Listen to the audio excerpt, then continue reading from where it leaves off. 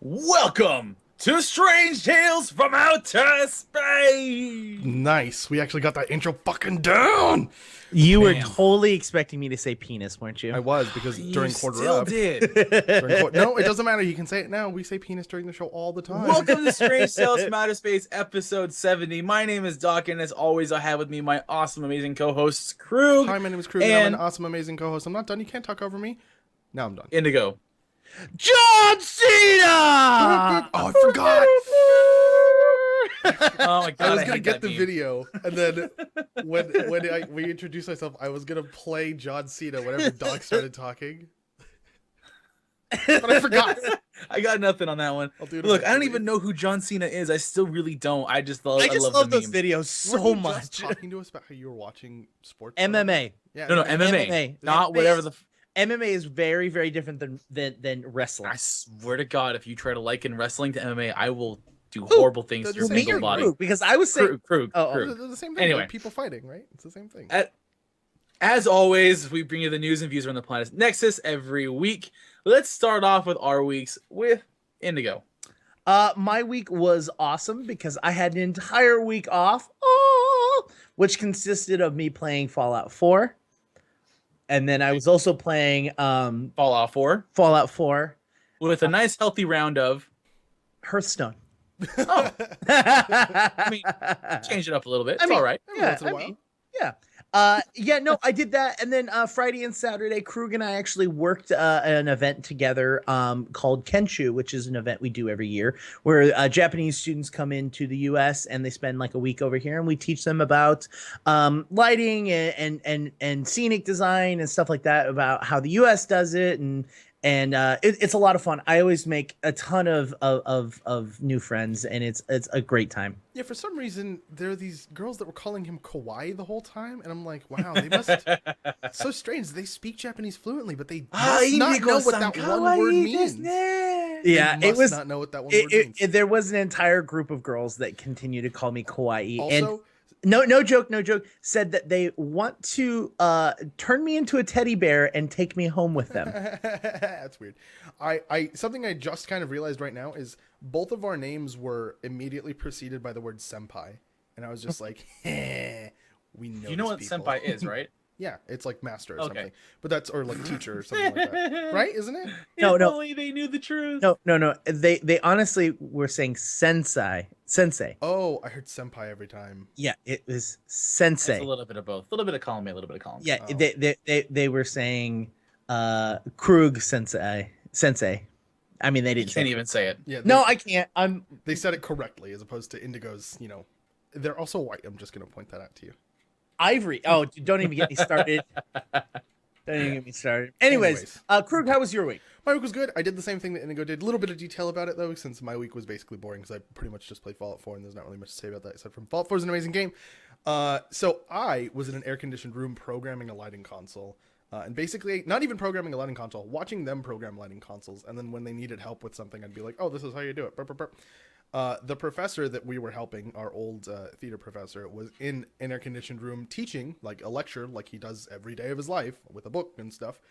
And Indigo was outside in the beating sun, loading a truck that was basically made out of splinters. Like, it was so... Yeah, he has a ton of splinters in his hand. Though that's not a bruise, that's not anything like a cut. Those are all And that's splinters. about half of them that I've already pulled out. Yeah. So I Ew. was laughing at him. Like, I come outside and I'm like, man, my feet hurt a little bit. And Indigo's like, I will kill you. Like zombie mode. And I was just like, it sucks to be you. So yeah, that was my week. That and Fallout 4 and Hearthstone. New Hearthstone expansion is really fun. If you haven't played the adventure, go play it. It's really fun. What about you, Doc? As for myself, I am doing prototypes and talking to people about distributing shirts and making t-shirts. I'm actually wearing one of my prototypes right now. I'm Please probably go, going to make some in time for like episode 7 to have fun with and whatnot. I watched the fights on Saturday and I loved it. If you watch MMA or follow it, it was bonkers. It was fantastic. And I'm so glad that Rousey got her butt smashed. Oh, it was great. It was so good. Yeah, Krug is what he always talking about. So when two people don't like each other, they consider themselves pugilists. They consider themselves they married? duel. Hello? Oh Never mind. Other than that, my week, I did a show in Arizona for a friend's band. I filled in with them, and that was an experience. Quick shout out real fast to Endgame Bar and Grill. They're right next to ASU, a walkway away from the ASU computer lab. That place is amazing. So we show up after the show. We're supposed to go to Endgame in the first place and ended up missing it. It is probably several hundred square feet, although I could be really exaggerating that. It's like 11 o'clock, 12 o'clock at night on a Wednesday. There's still a good 20 people in there. Tons of screens with everything from the NES. I saw a couple taking turns playing Mario 3 to a bunch of Smash players just playing Smash, a few PC gamers in the background playing League, and then a bunch of people at the central bar playing Fallout 4 and Black Ops 3. I was in heaven. I was so excited. I was like, yee, it's so good. Oh my, it sounds horrible, but if you get a chance, go to Endgame Bar and Grill if you're around the ASU area in Arizona. Go find them on Facebook and friend them. I hear Mewtwo King shows up a lot of there if you're into Smash. It's an amazing place. If I ever get a chance to go back to that area, I guarantee you my ass is getting drunk there. And I'm not leaving if I don't have to. Anyway, that was my week. We're going to go right into the news this week. So, for those of you that don't know, Season 2 is upon us. Woo! We have finally beaten Firefly. What? Exactly. Oh. Wildstar got renewed for its second That season. was horrible. Too soon. That was dude. horrible. Dude, no. Did I just right there in the heart? Yeah. Just a little let me bit. twist the knife a little bit. It wasn't a knife. It was a Nathan- giant spike. Nathan Fillion may not be coming back, but we get brand new rewards and all sorts of stuff. It sorrows away. Just drink your sorrows away. So first and foremost, there were some issues with Season 2 reward items. People were getting really odd about it. They're like, hey, why do only this top percentage get these kind of awards? You know, people put in all this time and effort, and obviously you don't have a huge thriving PvP scene. What's going on there? And Carbine took a look at it, and they thought about it. And Time Travel said, and I quote, "Thanks to the feedback everyone has provided, we've decided to adjust the rewards slightly based on this. Previously, the weapon appearances were restricted to only the top 5 teams from each region at the end of the season, which were the cool weapons we saw in past weeks. Okay. Now the top 5 teams will still get those, but they'll get a unique color variant of these weapons. The matching weapon appearances will be added to the armor sets that are already available, and players will need to reach a certain rating in order to acquire them, but the appearances will no longer be end of season rewards only. These changes will not be present on live when Season 2 begins, only a couple days away of that post, but will update the vendors in an upcoming patch to add the cosmetic rewards and weapons. Good luck and happy killing."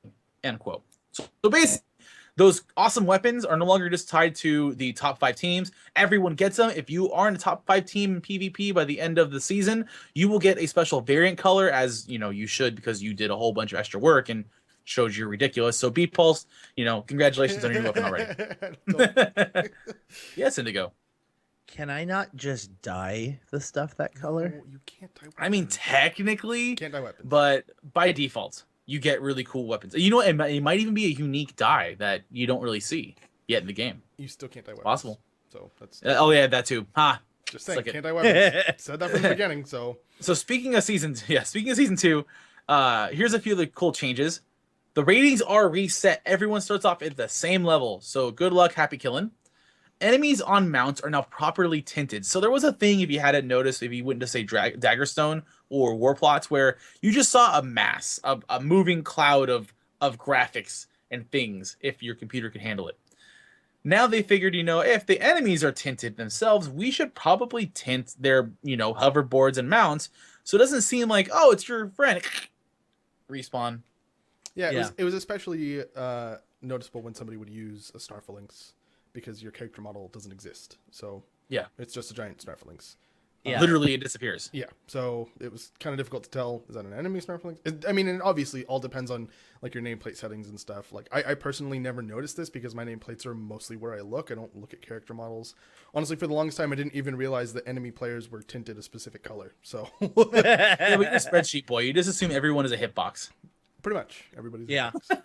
Well, and I mean, that's what I they had are, mine. so, I had mine set to only show enemy hit points if I. Right. Yeah, and so see, it's like, that's something a lot of people do. Like, if you're DPS in a PvP round, you can barely make use of ally stats. Like, the only thing that I can imagine you needing to see allied health for is to know when you need to run because all your friends are about to die around you.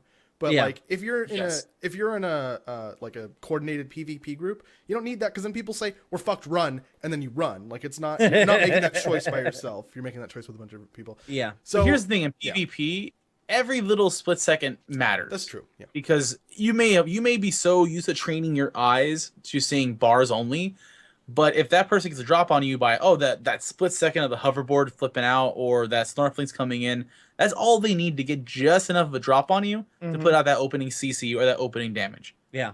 So tinting it red like other games like say Counter-Strike do, or the way we handle it right now in live, that's a great idea, and I'm glad that they entered that into the system. On top of that, the prestige cap is now 12,000 prestige, so you don't have to worry about wasting prestige when you get close to that cap. You still get some of the other items you're looking for. Nice. The Tundra Dome. Yeah. Wish they Or- would keep that name. The They're not going to. Cryoplex. They're not going to keep that. Yeah, that's the thing now. Yeah, They're not going to keep the that name. Cryoplex. It's official. It's officially not as good as it could be. I'm just saying. That's the hill you died on, Carbine. I'm just saying. And No. we're disappointed. Carbine that means said nothing in the grand they scheme of things. listen, and Oh my I god! said I Tundra hate this Dome, argument so much. and I they hate didn't you. Tundra Dome. I hate you. You say tomato, I say tomato. I hate You say you. Cryoplex, I say Tundra Dome. Yeah. Look, it's apples and apples. It's Yeah, fine. It's actually called the Cryoplex, and it's the new PvP arena map, and it's snowy and it has holes in it, and it's good. Good time. We're just gonna be Just like your argument. No. Hey, What? I didn't make any arguments. You're the one who made the. Now this is gonna take a little bit of explanation, so bear with me just a moment. Little, I have this load up because I forgot to load up while I was doing this whole thing. So there's actually a increase in participation and winning experience in the new battlegrounds. So more specifically, in where did it go? Oh, I've lost it. Daggerstone Pass, Halls of the Bloodsworn, and Hall of Tiki Temple. You're actually gonna get more experience. Let me break this down. In Daggerstone Pass, you're gonna get more prestige earned by winning by 157%, an odd number, and you're gonna get 140% more prestige by just participating in it. And the experience you get gets up by almost 100%, 92%, and you get a 61% bonus just by showing up in Daggerstone. Obviously, bombs will now properly disappear after exploding because that kind of happens occasionally. And in Halls of the Bloodsworn and while Tiki Temple, something similar has happened. Halls of the Bloodsworn, just by showing up, you get a 35% boost as well as winning. And the prestige amount you get gets up by like 12%. They've obviously still taken out the whole cap thing, so you can't just like farm caps anymore. You actually have to show up and like show out. Yeah, I think this is their kind of like idea, because before they kind of just patched it and says you don't get any bonuses. So I think now they're like, all right, well, you clearly are going to have to cap points to win. So if you actually do the objective, you're going to get even more points. So I think this is kind of their plan to make up for removing the cap farming. Well, also, if you throw in contracts that go into PvP, you also get into the fact that they're adjusting it also for people that are using flasks for PvE leveling. People have been saying, hey, it seems that it's a little slower than average right now to level in PvP, and some people would prefer that. So this is kind of their, okay, cool, we'll give you guys a boost. Give this a shot, see what you think, give us feedback on it. I seriously wish that there were contracts as you level up. That would be nice. Like, it doesn't make sense to me that contracts are only for level 50. It's like, hey, guess what? You've worked your ass off all the way to get to 50. Now you get to do dailies a lot. Yay. Over and over again. I feel like we're being really cynical right now. No. But what I'm saying is that if you're leveling and you get contracts, like maybe there's like a lower level contracts section that you can go to that doesn't cause you to have to go after world bosses or something like that.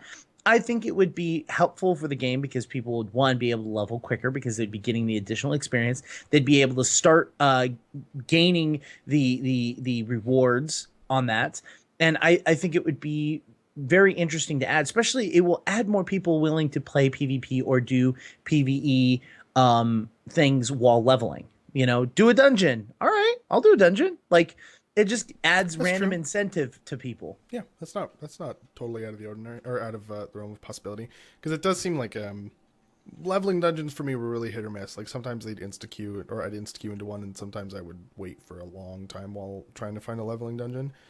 And this is after like a substantial time after free to play, so it wasn't like massive like influx of people that are still here and they're all trying to level and they're all exploring the new content. Like a bit after that, it was like, yeah, leveling dungeons are not really, I wasn't really able to get them very reliably, which I was kind of surprised about actually.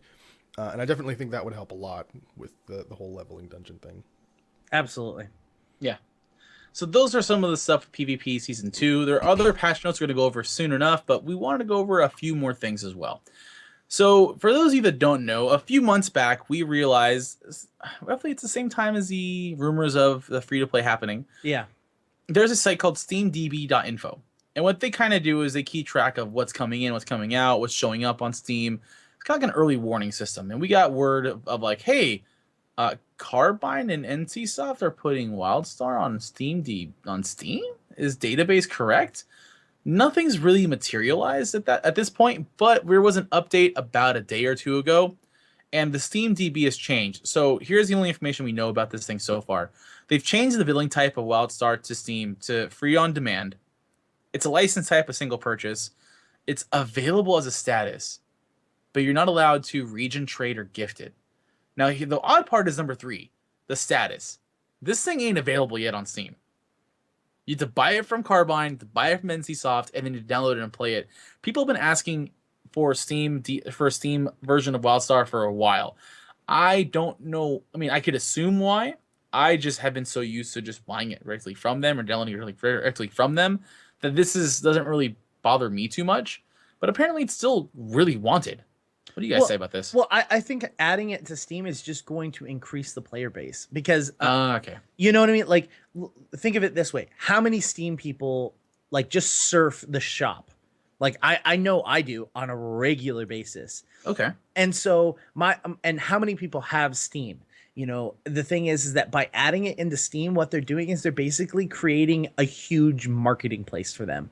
That's going to allow them to get these downloads and get these additional players into the game that may not have heard of the game or didn't know that it was free to play or, you know, just don't keep up with the gaming genre. They keep up with first-person shooters and they go, oh, wow, this is cool. This is similar. I can play as Spellslinger. You know, this just adds additional players. Now, in chat, there's a rumor saying that it might come pre-installed on Steam boxes. Steam boxes is a discussion for another time, but why is it taking so long for this to show up on Steam? Why doesn't it just show up already? I will say, so I'm going through the changelog, and you can see, like, 6 months ago, it said added name WildStar in the changelog, and then 12 days ago, it says added name test app 371920. So it changed its name from WildStar to something else. I don't know why that was or what that means, but that happened. It's still got the same ID. I haven't seen mentioned yet. Yeah, that's the changelog for that one ID. Yeah, just the name. Yeah. But it's still the same ID they showed up with. Potentially it's still WildStar. They're saying it might potentially be the same game. I mean, isn't Elder Scrolls on? How many other games are on Steam right now? Like other MMOs? Oh, there's a few of them, right? Like Champions or there's a bunch of free-to-play MMOs on Steam. It's not uncommon. So, I mean, we might see it, we might not. Like, I'm not putting too much stock into this. I've never... How about we just release it already? Release it on Steam? Unless they're going to add Steam. Yeah, unless they're going to have, like, Steam achievements for it. Then in that case, what's taking so long, guys? Let me just call Donatello really quick.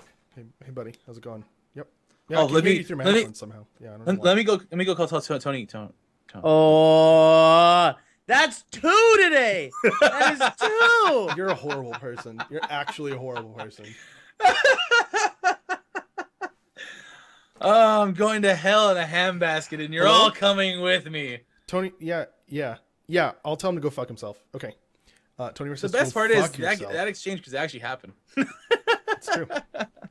Anyway, that's the Steam ID update. Yeah, you're right. The name has changed, but I don't know what Carbine's or NCSoft is doing with this game right now. So who knows? Just wanted to keep it up there for everybody that was still interested. Yeah. There's also one more deal. They actually Carbine came hold on out really quick from chat. Yeah. Really quick. Zerizen, if it was released on Steam today, all the servers would violently implode. Probably. Yeah. I'd be okay with that. I don't think the WildStar I'd be servers can super okay with handle the Steam people being like, yeah, I'll give that a shot. And it's then like and then the Reddit and then hug. people popping in, yeah, exactly. When It's the somebody Reddit posts a of- link on Reddit and everybody in Reddit's just like, yeah, I'll click on that. And then the server just, no, we're not ready for that. Yeah, that's exactly what's going to happen. Especially because we've been having so many server issues. Like, Maybe that's why they're not releasing it on Steam. Honestly, if that's the reasoning, that's fucking good. Good thought You process. put it that way. Yeah. Yeah. Take that. Here we go. So the next bit of business is officially they've released a rundown of the WildStar World bosses. Thank you. Now, for those of you that don't know, these guys are going to be random, not really random, but they're big bads in most of the level zones that'll give out some kind of really awesome loot and reward you cannot get anywhere else. And they used to be tied to attunement, but now they really are supposed to be just super challenging fights for raid-sized groups to take down. Those of you that will go over the quick list, I mean, most of them haven't changed. You still have Metal Maw and Daradun. You have Dream Spore and Elevar. You have Kragar and Algarok, which is probably one of my favorite. Kragar's really fun, dude. I love Kragar's Kragar. super fun. Grandalis the Guardian shows up in Celestion. King Honeygrave, that son of a bitch, is still around in Aurora. Yeah. King Plush is a brand new one. We saw that on Strange Tales. We tried to do it before with time travel. Didn't quite work. He has usurped a Doomthorn and Galaros. Metal Maw Prime resurrects himself in Whitevale. Mechathorn takes over the Defense Protocol unit in Farside. Zoetic, that asshole, is still there in Wilderun. Zoetic isn't that hard. I have We did issues. Zoetic in like 2 tries with Black Daggers. I have issues with him. We two shot him. Anyway. Not 2 shot, but you know what I mean. There is another new boss added to the World Boss roster, and that's Gargantua in the Defile, which he was a World Boss anyway. And Scorchwing, the Daily Scorchwing report is he did. And he's still there. And the best part is that, like we said before, you can access them with terminals. You have to get these icons that you progenitor access particles by killing 5-man group content. So once you're done with that, you do not get them from Dungeons and Adventures. So just a heads up. Once you get 70-ish of them, 75. you can summon them. 75. You can summon them with the terminal or wait 24 hours. We already know all this, but it's good to know for more recent players. The best part is, if you are a recent player or you just kind of forgot, a lot of the world bosses have now showed up as contract kills, not just Scorchwing. I just saw, I believe, Doomthorn today. I saw a few others as well. They are inside the tier 3 contract rotating list of contracts. So give that a shot. It's really, really fun stuff. Honestly, what are your guys' favorite fights of all these world bosses? Gargantua's great. So the reason we like him so much, and this is, I'll scroll up to find his photo. Gargantua? Yeah, just in the thing. So Okay. I'm sorry, Kragar. I'm talking about Kragar. Wrong name. Kragar is really fun because you wipe with him really frequently because he basically has the largest AoE one-shot that I've ever seen in WildStar. Not in raids because I haven't raided, but outside of raids, largest AoE one-shot that I've seen in WildStar. And it's really difficult to protect from. You pretty much just have to not be in it. That's kind of the be-all, end-all of it. But so you'll die, you'll spawn at the nearest holocrypt, which is maybe 10 feet away, and you'll walk back and jump right into the fight again. So as long as you don't completely wipe, you're fine. Which I think is because it's just no. The best part for zerging his Kragar body. is that and at some point we realized Yeah. we couldn't survive, It's the Zerg. and so we were just like fuck it, Throwing just bodies throw at it. bodies at him, and we just kept going and going As and they going. break upon, wave of bodies break upon him. Yes. So honestly, Metal Maw is really one of the easiest ones you could do. Metal Maw Prime is really hectic but fun as well. That one you see a lot happen. What? Oh, Robo Metal Maw? Yeah. Oh, yeah. No, he's It sounds like a robot. I am a rope. Oh man, come on. No, you're fine now. You're Don't- fine now. You're fine. You're now. fine. Don't now. fuck me now. Anyway, Metal Maw Prime is also really fun to do. Kragar again is probably my clutch for the favorite. I mean, Scorchwing's cool, but he gets so just bombarded. I've kind of become desensitized to him. Everyone forgets about Zoetic and Gargantua. No one ever goes the far side to do Mechathorn, but that makes him an interesting fight because of that. King Honeygrave, I don't know if he's still bugged, but because he was bugged for so long, he can go suck a big fat just stinger right in his face. Grendolus is kind of a pushover. Same with Dreamspore. And the only one I have not personally tried yet is King Plush. Yeah. I hear he's fun. I hear he's really fun. Yeah, Moose got to do that fight today. Moose got to do him today. Violet. Penis. That's how we recover, guys. Let's move on to the next little bit. Oh my god, that was so bad. Sweet Jesus, that was bad. Anyway. We're going into the patch notes. Wild Weave has been really good about keeping all the patch notes for the game. These are all live, so keep that in mind. There are a bunch of stuff with cinematic fixes and general fixes about loot bags and one or two things about raids. But typically, when we go over class stuff in Strange Tales Matter or patch note stuff from Strange Tales Matter Space, we like to go over the classes. And we don't go over specific numbers for the most part. We kind of give you an overview of what to expect for the class and what may or may not change for them. So I'm going to go take over the engineer stuff real fast. So if you use Unstable Anomaly, you may have noticed that the heal debuff and shield overload may not have worked properly before. Now, any target in the splash radius will get that heal debuff and that shield overload, which will really help. And they fixed the telegraph to make sure it shows up properly.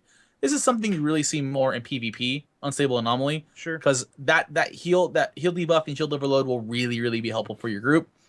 As well as Volatile Injection. The personal tier 4 and tier 8 buffs, they kind of got overwritten by another ally's Volatile Injection. That should not be the case anymore. It'll be fixed up. That's more quality of life thing. Yeah. So, Krug, what about Espers? So Esper's Illusionary Blades got slightly buffed damage-wise, like 1 to 2% per rank per tier. And the tier bonus, buff. Right? But the tier bonus was reduced a little bit, so that kind of balanced out. Telekinetic Strike got quite a boost though. For tier 4, the damage bonus was increased to 34% from 15. It was doubled. Yeah, that's bananas. So we'll see how that plays out. And then as for amps, they revised build-up to function more consistently, i.e. additional heals applies upon reaching 3 stacks. And the heal amount was increased to 20%, up from 14%. And they fixed a bug, apparently, that prevented multiple allies from receiving a stack. Okay. Weird. I don't think I used build-up, so... I mean, honestly, the only big change right there is the Telekinetic Strike tier 4 bonus. Doubling in damage on a builder, on like a basic doubling builder? in damage, the damage increase for tier 4. So it's not doubling in damage, it's doubling in the damage increase for tier 4. Yeah, doubling in damage is completely different. Yeah, ignore my wording was not specific. That would be bananas. And then I guess either way, Esper suck. Yeah, I guess I will hop into Medic too, because Medics are great. So Crisis Wave, the tier 8 now grants a beacon for 4 seconds, and the beacon increases incoming healing by 10%. That's great. There's always been kind of a missing link for why Crisis Wave was important. Now, if you use it as your like burst heal in PvP or in content, doesn't matter PvP, PvE, that healing buff, that 10% healing buff, makes it kind of worth it, because now after you Crisis Wave, it'll be a lot easier for you to emission spam someone to keep them up after Crisis Waving them. It's not always been the most focus efficient, and it's kind of a slow cast, so nobody really uses it that often, but this might change that. But we'll see what the Theory Crafter number cruncher guys have to say about it. Flash, tier 8 now restores an additional shield. It restores additional shield when at 0 actuators instead of additional health. That's an interesting change. Medics are known for shield healing, but I'm not entirely sure how much shield it restores. I guess we'll have to go in and take a look at that, because that whole change is going to be dependent on what that number actually is. If it's the same amount as the health, that's probably going to be really strong. Well, it's going to be something that's useful for escaping, because if you think about it, you're going to blow all your actuators through most fights anyway. And if, say, you're saying PvP, you're on a boss fight, having that extra shield to take incoming damage when you're trying to escape, it's a pretty good deal. Yeah. It definitely depends on what that number is. I don't know if they changed the number because they changed it from health healing to shield healing, that bonus. But we'll see. Shield Surge. Tier 4 increases maximum shield capacity by 50% for 6 seconds. I want to see how that plays out. I've never really used Shield Surge, even though it's been really strong in the Medic meta for quite a while, especially closer to the beginning. It was really prevalent in the Medic meta, and still in PvP I see Medics use it all the time. But it never really felt like a good ability. Like it did, I just didn't like the way it felt when I used it. So I don't make my min-maxy choices because I'm a min-maxer. I just play what feels good to me. But that is very strong, it seems like. Its cast time was also reduced to 0.75 seconds. I think it was 1 second before, but I'm not 100% sure. I'll have to check on that. Faster, stronger. Yeah. I think that's a pretty substantial buff for Shield Surge. Triage, tier 4, increased charge count to 3. That means that you need to cast it 3 times in order to gain an actuator from it, from what I understand. The base global cooldown was reduced to 0.5 seconds and now has 2, and now the cast has 2 charges. So the ability has 2 charges. And tier 8, gain in efficiency for 4 seconds. Efficiency reduces focus costs by 25%. So that sounds like it reduces all focus costs for the medic across the board. This might be the buff that Triage needed to be a viable ability. I kind of want to go check this out too, because oops, I just moved the screen. Because that seems really strong now. That seems a lot more viable than what it was before, which was this ability targets somebody. It's supposed to be the person with the highest, with the lowest health, but it never is. And then they kind of fixed the AI, but they didn't buff the ability, and it kind of sat in shittiness. So I want to try that. I think that's a good step for that class. Amps really quick. Armor coating now procs off multi heal. Cool. Thanks for fixing that. Shield heal is reduced for hypercharge. Sorry, shield heal is reduced to 51% support power and 33.14 per level. That's down substantially from 88% and 57.15. Numbers. Yeah, numbers. And your direct shield heals grant immunity to overload for 3 seconds. Oh, that's cool. That's good, because the medic's bread and butter at launch was going to be they can heal shields, but now, or they can interact with shields, basically, instead of just like, I'm a character, I can damage shields. Medics were supposed to have the overload. Medics were supposed to have the shield healing. Medics were supposed to be the shield class. But kind of every character ended up getting an overload. The fact that as a medic I can make you immune to overload gives me my little, like, my niche thing back. Sure. I think it's a powerful ability. I think it adds to their uniqueness. I think that's a lot of good things in that update. And reboot, additional shield restore now triggers off of all direct shield heals. I think it was only critical shield heals before, or critical heals before, I think. I'm not sure. You can check on that if you're interested. And the combat log now prints a unique line for reboot. All right, cool, thanks. I don't use the combat log. I'm sure that helps people that make add-ons, but I don't read. It doesn't affect me. So Spellslinger, so Doc's turn. There's a few minor changes done to Spellslingers. Regenerative Pulse got a bit of a tweak. It'll evaluate the caster as a valid target, so it's actually really nice considering you don't have direct heals for yourself. Having the ability to, keep yourself alive, to keep your team alive is always great. And it no longer heals pets, because why would it ever have in the first place? Vitality Burst, I've long when you're seen a lot of bored. people... Exactly. Oh, the tank's not taking any damage. I'll heal the pet. Oh god, the pet's dying. Not anymore. Your pet is dead. So Vitality Burst, a lot of people have used. I like it a lot as well. It does have 3 charges. Obviously, it takes longer to charge. You get a more powerful heal from it, but the cooldown increase the longer you use it. So part of it, the thing that people would do with Spellslingers is they would do quick charge ones. Like bing, bing, bing, bing, bing, bing. They would just quickly shut it off to get the nil cooldown time or something as possible. That way they can constantly be healing and take just tiny little bits out of their focus pool. Because if you haven't known, Spellslingers are very focus intensive compared to the other classes. Mm-hmm. So anything that can give them a slight edge, that'll help. Unfortunately, Charge 1's base heal got reduced in support power and per level. It also has, but its tier upgrade actually did get increased, or actually and reduced as well. Sorry, I take that back. Charge 1 of Vitality Burst just kind of got all around weaker. Charge 2 actually gets a little better, as well as Charge 3. Both their costs are reduced by a significant amount, 25 and 33% respectively. Wow. And the cooldown gets cut in half. So if you go to Charge 2, the Vitality Burst is now 2 seconds, and Charge 3 has a 4-second cooldown. So the idea is they want Spellslingers to be less dependent on just spamming the daylights, ever-living daylights out of the key that you have Vitality Burst on, and they want you to be a little more active with your cooldowns and put that kind of in the rotation between your shields and your runes and your heals. They don't want to be just this uber spammy ability that just constantly is being used. And that's it for Spellslingers, really. Indigo? Okay, so Stalker's got some really interesting stuff. So amplification spike reduced the time from 6 seconds to 5, whatever. Let's see. Nano darts, tier 4 reduces the cooldown of nano virus by 2 seconds when used.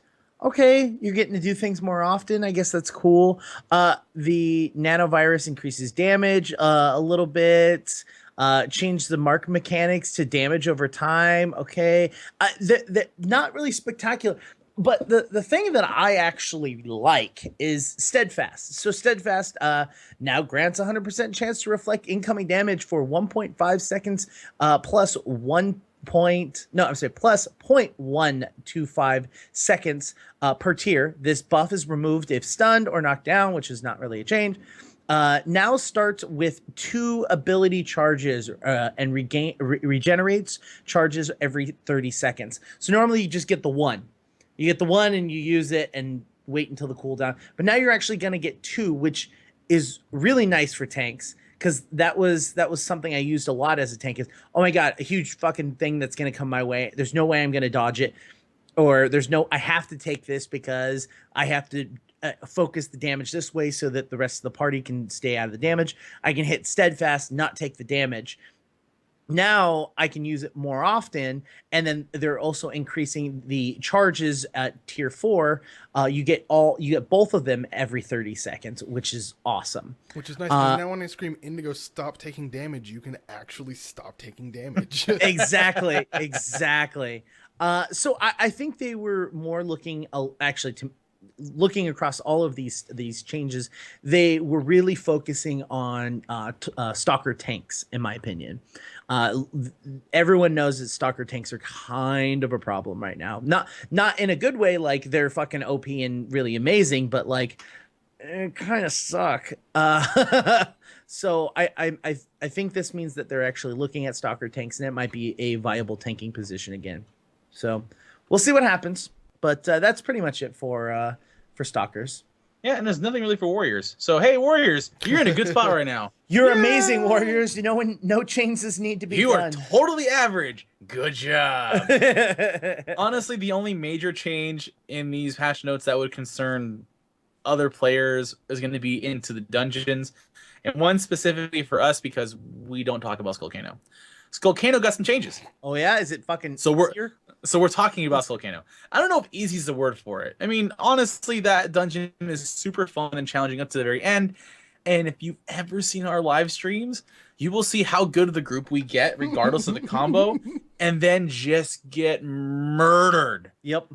Murdered. We're not good at the last encounter in Skullcano. So here's the changes. Those molten gold pools that get shot out, Yeah. they're going to be slower in coming down, and they're going to have more accurate telegraphs. So eventually you would see in our stream, people would be like, I'm stuck. How did I get hit? God damn, how did I get hit by those stupid pools? And all of a sudden they're dead. Yep. They're going to have a better fitting telegraph on them, so you can see them better.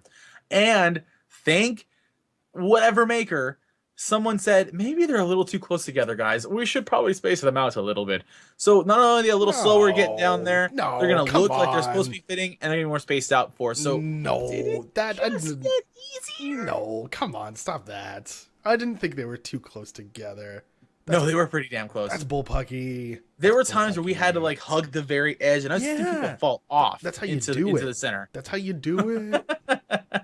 So it's a little. I am not testing this out for a while. Go ahead and test us out. Tell us how it feels, because we've beaten it. We're never going back. Exactly. We've already done all this. I have a ready character. So time travel, suck it.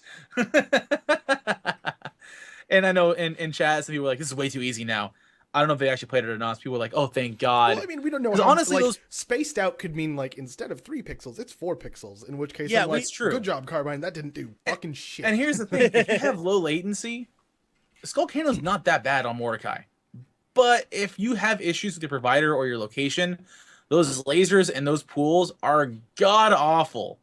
I mean, just case in point, this is not a dig on anybody's personal skill. I know Fuzzbot has had issues with them in the past when she would run with us, whether on screen or off stream. And if she would know, like, yeah, I dodged this. Why am I still hit by this? God damn it! Why am I still hitting those lasers? And I hope these changes are enough where she can like not have to. She's really good at this, but those fucking pools, man. and those lasers. Well, So I'm hoping it's a good enough change where it's not a massive headache for people like that. yeah, I mean, we would have to see what the spread difference is. I think that's really what's going to matter, because I agree with Doc. A lot of the time we were just right on the edge because that was the only safe spot, because they couldn't make the golden pools like go over the edge. So that was the only safe spot to actually like get a clear path, because if you go anywhere other than the closest area, you're ending up having to run all the way out or all the way over. It just wasn't fun. Like that was my big problem with it. And these are coming from guys who love challenging stuff. Oh yeah. It became obnoxious. It was when it took us an hour on the last boss because of a jumpy puzzle, like that's a problem. Granted, remember if you're back in the kind of days player, where you had to walk from the very beginning of the last act to the very end of the last act every time you died. Remember those days, guys? Those were good times. Now, granted, some players listening to this going right now, all I hear is "Wah." Oh well. Yeah. The people that are actually good at WildStar, yeah, probably. Yeah. They're probably saying that. Kudos for you. Well, I'll take your criticism. So let's move on to the strange tales from the community. Now, I've become a really avid fan of Neo Shadow Zach on YouTube. He's done what I've really wished would do for this game's lore, and obviously we get a ton of it, but none of it's all in pieces and fractions. You have to piece it together on your own. And what Neo's Shadow Zach has done is he's pieced it all together on his own. So last time it was the Elden. This time he keeps a fitting theme and moves on to the Cassian lore, and it goes from their conception, it goes a little bit into their religion, it goes a little bit onto the offshoot that created the exile humans, and how they kind of, any notable exceptions on the highborns, lowborns, and how they've actually helped shape cosmic history throughout their entire thing. How they first came in contact with the Makari, how they were the progenitors of the Shades Eve event that we help celebrate this year and future years. So that's something really, really fun. It's about 10 minutes, so it's got a ton of lore in there. It streamlines everything. Go check it out. And speaking of lore, Loremageddon returns with a vengeance. Production values. I mean, we don't have fancy the sound things like Wildcast we make do. Shit, So, even more Quarter Up specific- has fancy sound things that we don't have. And we produce both those shows. I What are we blame doing? Krug for this. Oh, okay. Yeah, I blame Krug too. Krug, more explosions. There we go. So we are talking about two central lore figures, Axis Phaedra and Avra Darkos. For those of you may have run into them several times. Avra Darkos is a Mordesh who runs the Black Hoods. Sorry. Oof, I almost forgot about that. And it actually gives more insight on who she is and why she's called the Widow or the Widowmaker, as well as Axis Phaedra, who we've seen since the beginning if you play the tutorials in this game. And she's been kind of this somewhat enigmatic figure. And you get a little more information about her in Omnicore 1. But what it really does is this fleshes out these two characters. And I didn't really see any other world-style lore, so I'm really cool with Loremageddon being another outside source that isn't so much exclusive lore, maybe a little bit here and there. It's more mostly supplemental material. But fleshes out these characters. You'll still learn about them in game and see who they are and what they do, but Loremageddon really ties up little loose ends and like, why is this person doing this and why is this person doing this when it doesn't pertain to the main story? So go check it out. Loremageddon. Most interesting thing on the page is on the first paragraph. She's 2,300 years old. That's bananas. Yeah. Oh, this whole game takes millennia. Bananas. People forget about that. Like, I mean, honestly, people think that here I'm going into lore a bit. They're like, oh, you know, we just got to Nexus and they just like had technology and they popped up Fade and Ilium. No, actually, Fade and Ilium have been set up for several generations from according to lore. Your character is just kind of the new batch that comes in. And even then, the civil war that led to the exile humans breaking off, this is millennia. This is tons of generations. I mean, Brightland is a descendant of the Brightland who broke off and they became the exile humans. But all this stuff that's happening, people kind of assume it's like, oh, it takes place over maybe 20, 30 years, like World of Warcraft. No, Phaedra's been there since the beginning, and she's almost 3,000 years old. That kind of proves already that the storyline that we keep thinking about, and we keeping brought up in WildStar, is really 3,000 years roughly in the making. Like, that actually gives us some insight on the Elden as well. Like, they've been gone for roughly 3,000 years. They are legitimately myth and legend. which is what makes Nexus so appealing and the reason why we're even there in the first place. This is like finding out you wake up tomorrow morning and you see a thunderbolt come down from the sky and Zeus is sitting there like transforming into a goat while he has relations with your mother, and you're like, wait, what? Why is Zeus real? What the fuck is wrong with you today, dude? What the actual fuck is wrong with you today? You're such exactly a shitty person all the time. What the fuck? I'm not a shitty person. This is how ridiculous this is. The idea of this planet even existing is that That was fucking golden. That was great, Doc. No, I disagree with Krug on this one. That was fucking perfect.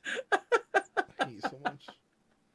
That was great. Thank you so much. Look, that's how preposterous the storyline in this game is. That's literally how preposterous this is. And Axis Phaedra has been there from the beginning. Even she doesn't know everything. Yeah. So just keep that in mind when you're going through this game. It's a long time coming. So we're going to move on with my Greek pantheon love me side and give everybody a heads up. So about roughly about a week ago or so, WildStar subreddit put a call out to the PvE and the PvP guides and the community guides. They said, hey, we are looking to bring together a bunch of guides for PvE and for PvP. They didn't really quite break it down as much, and it's not only like one specific end-all be-all kind of build. If you don't really get a chance to go to WildStar builds, you don't care about it, or if you don't really look at the elite stuff from Enigma, people are trying to like throw together their ideas. So they're really, really, really looking for PvP guides. Right now, B-Pulse showed up with his Engineer DPS guide as well as his Esper DPS guide.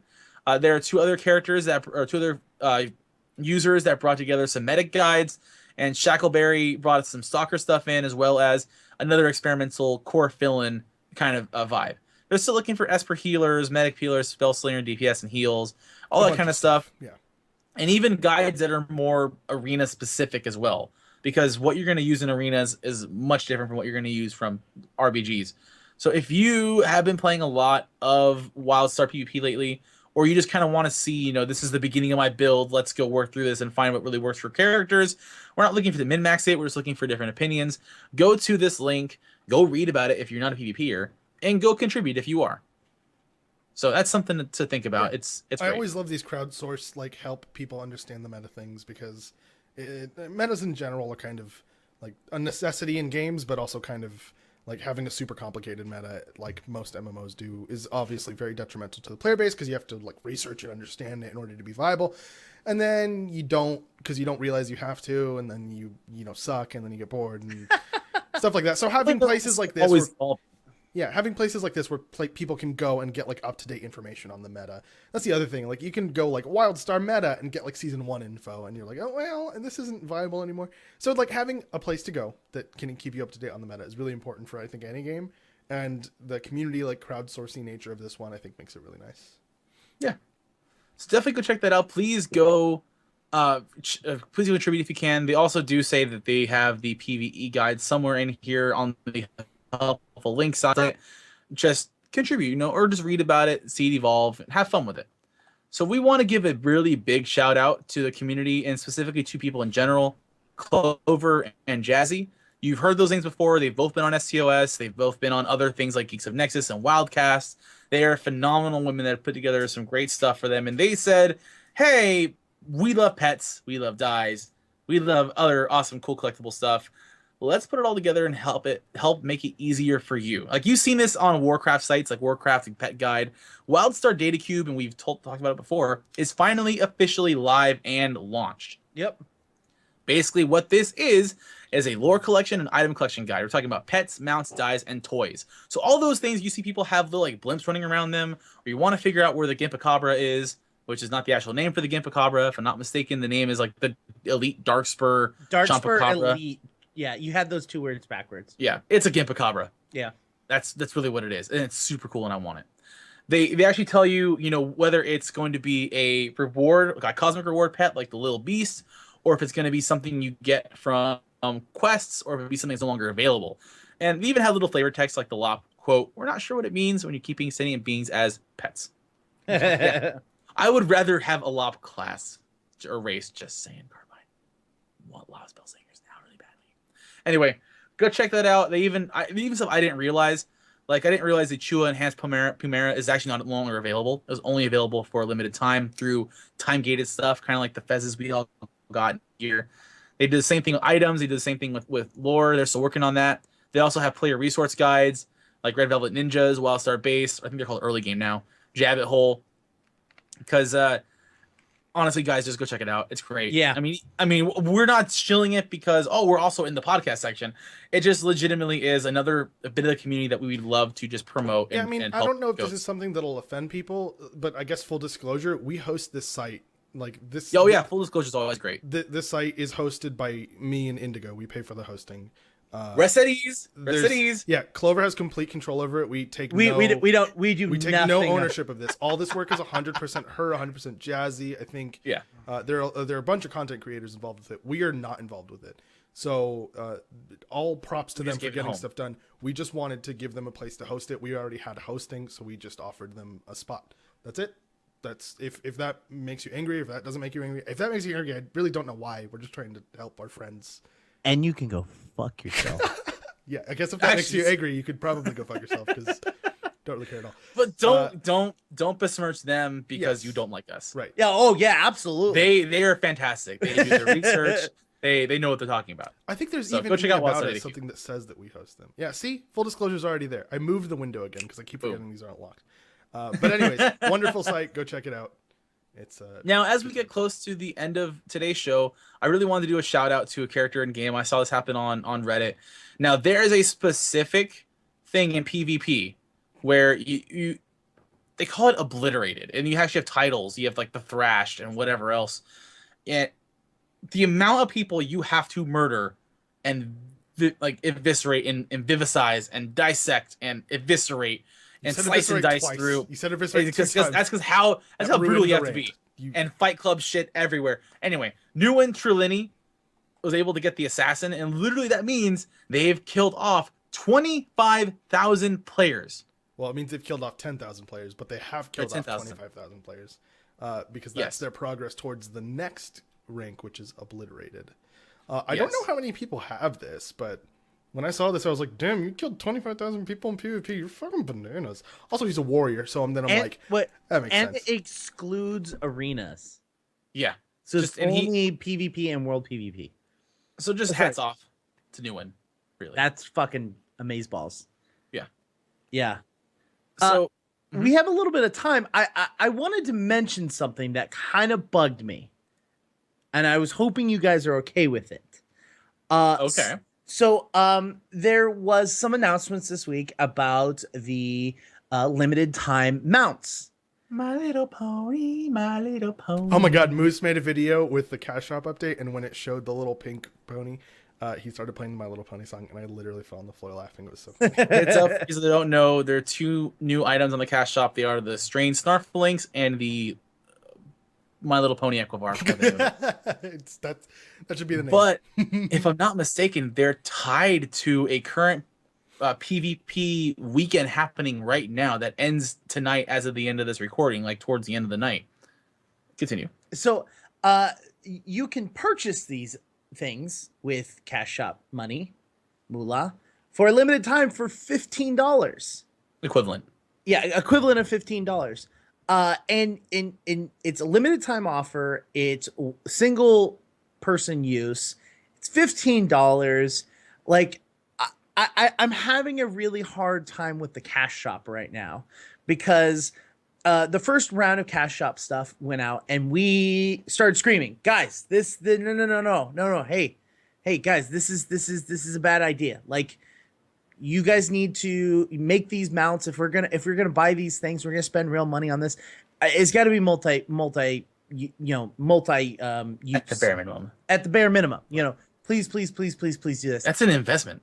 And then their response was, no, guys, hey, we're just testing the waters. We're just testing the waters. And so we're saying, hey, come closer to the beach. Come closer to the beach. and Nice analogy. Instead of coming closer to the beach, they said, no, we hear you. And they're going further in the water, in my opinion. Yeah. It's not as extreme as Warcraft, where it's like $25 for a pet. It's not that extreme. Is that It's a not thing? as bad as. Yes, they have. Wizard has done it before, and they do it currently with how much it costs for Heroes and Heroes of the Storm. It's like $10 a hero. But this is still extreme. It's singly used for one character only for a Wildstar mount.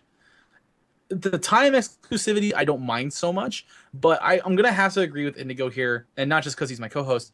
Is I feel that if you combine the exclusivity with the price markup with the one character use, this is not incentivizing me to want to get it at all. In fact, this is kind of the issue I had when we were talking about the transition to free to play. Someone asked, "Well, are you guys going to quit the game now? It's going to free to play." I'm like, I said, no. But what would make me really not feel comfortable is how they treat the players' wallets and how they treat consumer habits with future game updates and the cash shop. And I had assumed, personally, I think Indigo agrees with me here, that the not so much debacle, but the controversy surrounding the Z88 board and the Shades Eve Warpig were kind of a one-off deal. And they've typically been great about, yeah, we are listening and we're going to take it into consideration. But I guess the consideration is, now enough you bought it already at $15. Here's another 2 mounts. Go for it. Just empty your wallets. Same deal applies. Only one person. Yeah, no. Just go buy, please go buy. I guess that's kind of so. My perspective on this is still somebody who has only played WildStar, as far as MMOs are concerned, and for me, $15 seems like literally a wildly, unfathomably high sum of money. I couldn't imagine spending $15 on a mount, which is basically a cosmetic improvement for something that makes me go faster that I already have. So that's kind of where my perspective is coming from. Now that I hear that WoW charges $25 for a mount and people they had before, yeah, buy that shit, is that something like they did at the beginning of their mount stuff, or like they still do every once in a while? No, they still do when they release a mount. Right. That's what I figured. But also by comparison, if you're going into other MOBA games, like say, or MOBA, even though it's the same different genre, League of Legends champions only really cost comparatively around $5, $6, $7 a pop. But that's not what I'm saying. And elite skins will cost 15, but they're super rare. Doesn't matter. So my whole point is they're probably just doing that because that's what the players are used to, right? Like, doesn't that make sense? If WoW does that, if that's a thing WoW does, then people are probably used to it because WoW has a lot of people that play it. There's a caveat there. Well, Blizzard is... Excuse me, Doc, please let Indigo. He had his hand up first. Your hand was raised, Indigo. Please learn proper etiquette. Thank you. So Krug, you and I had this exact conversation last week. I went to a very large website that I really like to get news, to get some news information for Quarter Up. Right. And I went there and I said, oh my God, they got rid of their entire navigation system. They don't have navigation in it. And what was your response? That's dumb.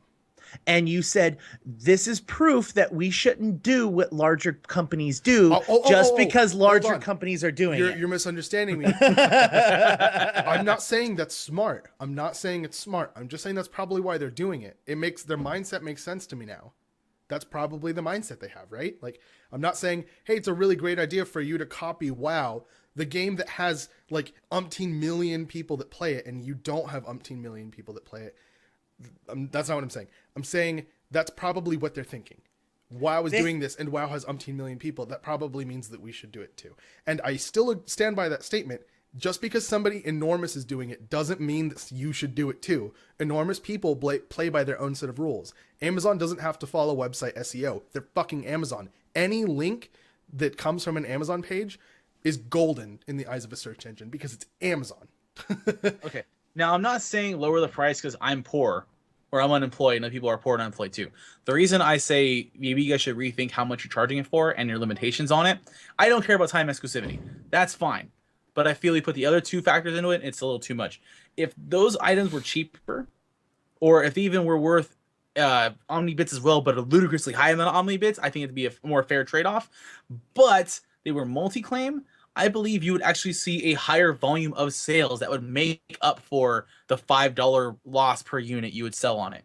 I believe personally that typically tends to work, and this is coming from somebody who's currently trying to figure that out on a really small scale. Like, do you go for a product, a really, really premium product that you'll sell a few of, and you might make that number you're looking for, or do you lower the price, make it more affordable, and still try to hit that quality as high as you can for everyone else to make it, and hopefully get that much more sale revenue out of it. Quality or quantity? call. Here's the thing. In this Look, case, as this isn't much like as you'd like this to isn't like say- cheaper but shittier. As much It's as just- you'd like to say that like every product is better at any price, like 90% of products can't be as good as the more expensive version of it. Like bottom line, money gets shit done. So Technically, in some cases, in this case, you're right because with the quality and quantity is so different with our teams and whatnot. I was gonna say like With- Tylenol was all the same, but fuck it, it's a totally different That's thing. Apples and oranges. with luck, it can be that way. So there are certain situations where like, oh, I fortunately have access to this. That's very lucky that I have access to this, and now I can make my product better. But not everybody in this industry hit. Like all things being equal, money makes the quality. This specific situation, I don't first of all think that they're adding any quality. I think they're just raising the price for no reason. I think it's going to be smarter for them to go to like a microtransaction model. This isn't a microtransaction model. This is just them selling cosmetic items through their game. Microtransactions are very specifically smaller in nature. These transactions are greater than a month of subscription when the game was, pay to play.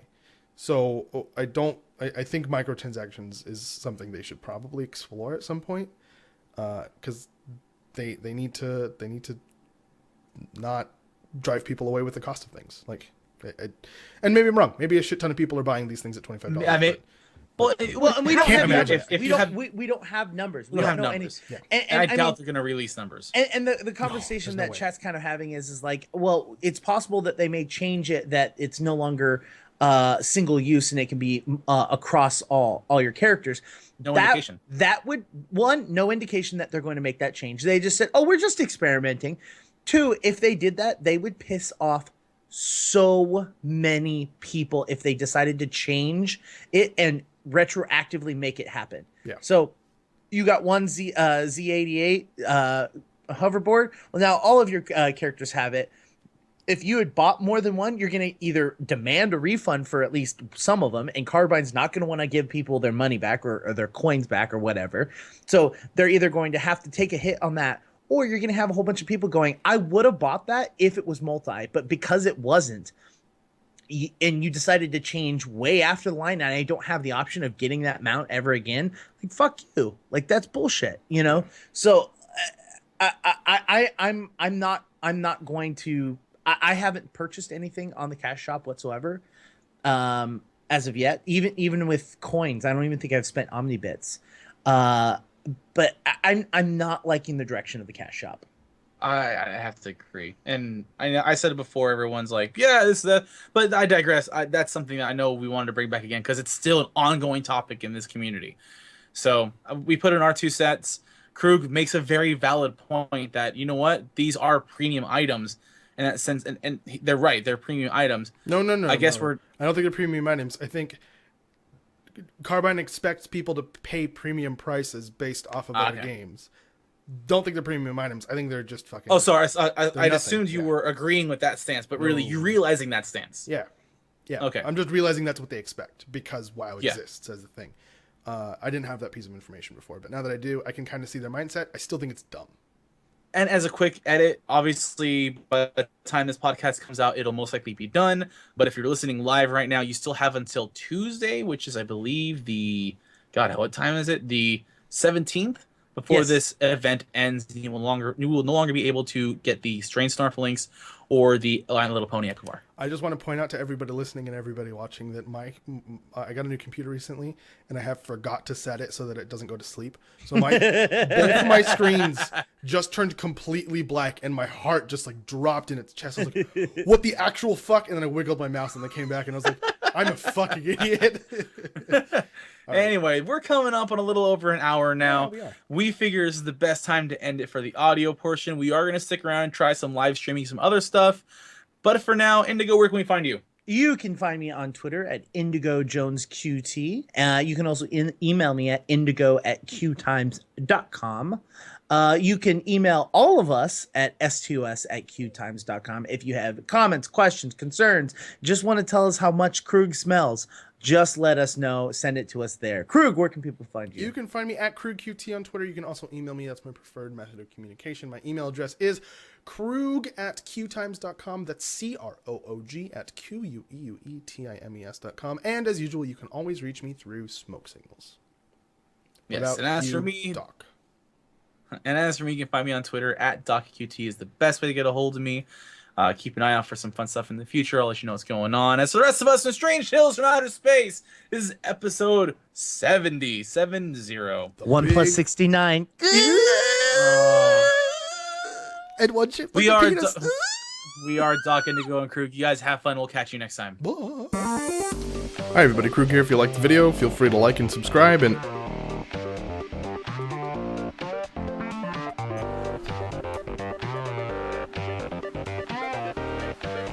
go fuck yourself.